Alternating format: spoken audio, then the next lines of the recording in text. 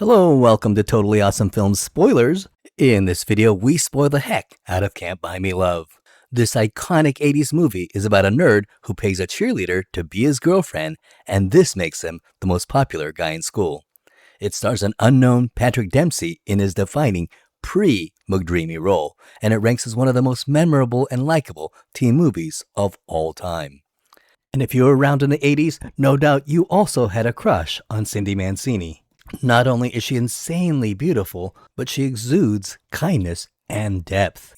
Can't Buy Me Love was written by first-time screenwriter Michael Swerdlick, and when he was working as a mailroom clerk at the William Morris Agency, he was invited to a work party of one of the agents, and he brought his very attractive friend as a date, and that next Monday, he found that his status in the company had improved, and everyone wanted to know him just because his date was so pretty. And he was struck by how much his social standing was instantly changed. He was fascinated by the experience and wrote a whole screenplay about it, setting the story in high school. After this movie, he'll go on to be the writer for Doogie Howser, Who's the Boss, Parker Lewis Can't Lose, and Beverly Hills 90210. This movie was shot in Tucson, Arizona, and the high school used for this movie was Tucson High School. The movie starts with our protagonist, Ronald Miller, who has a huge crush on the popular cheerleader, Cindy Mancini. And Ronald is a good, conscientious kid who mows lawns and makes money to save up for a telescope. A part of him longs for something different. Wouldn't you like to be popular? And one day, Ronald Miller sees his chance. At a party, Cindy Mancini gets wine spilt on her mother's suede dress and can't afford to replace it.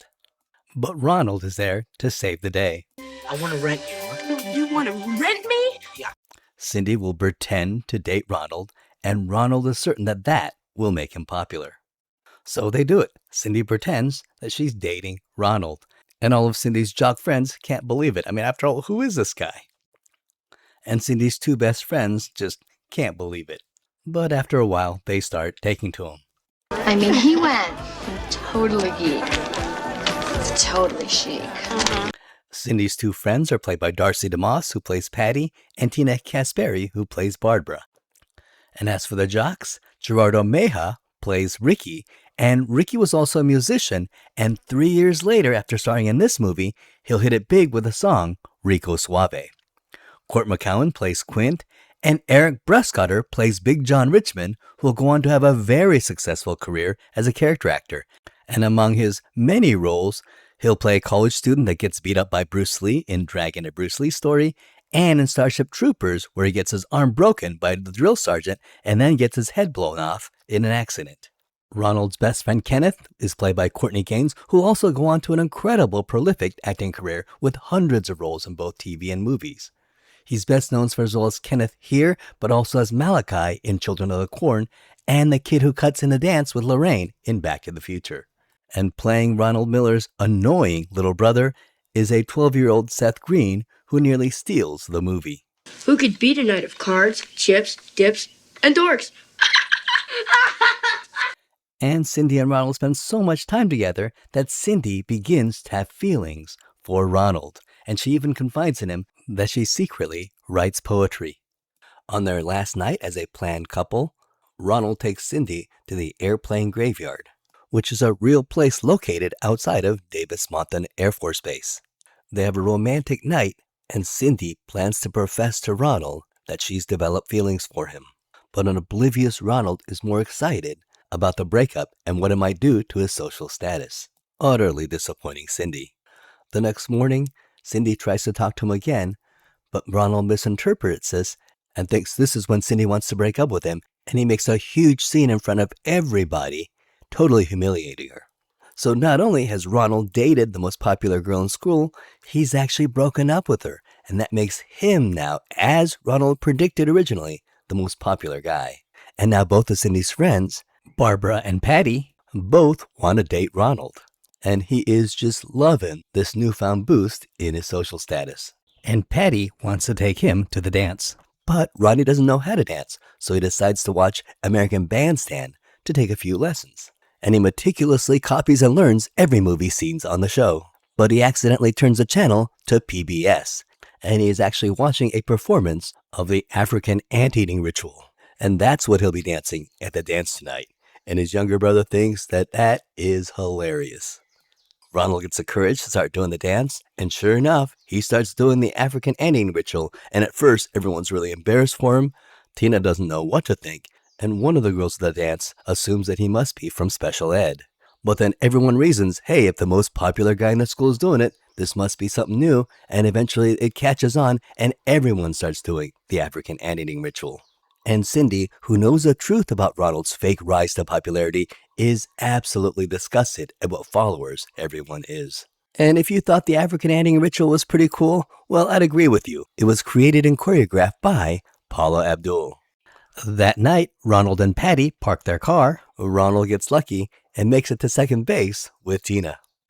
And we see Ronald slowly losing himself in popularity, and nothing symbolizes this more than when the jocks goad him into vandalizing Kenneth's house. And in a point of no return, Ronald is caught and Kenneth knows that it is he who vandalized his house.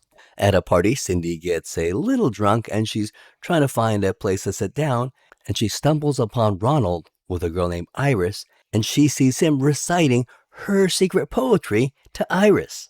And he even claims that he wrote the poem. Yet Ronald has completely lost sight of who he is. And it's time for the fall. And she is furious.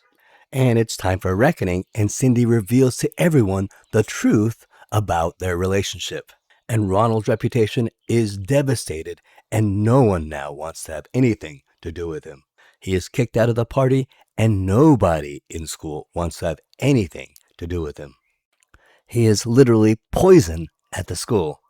In one day, he has gone from being the most popular guy in school to being social poison.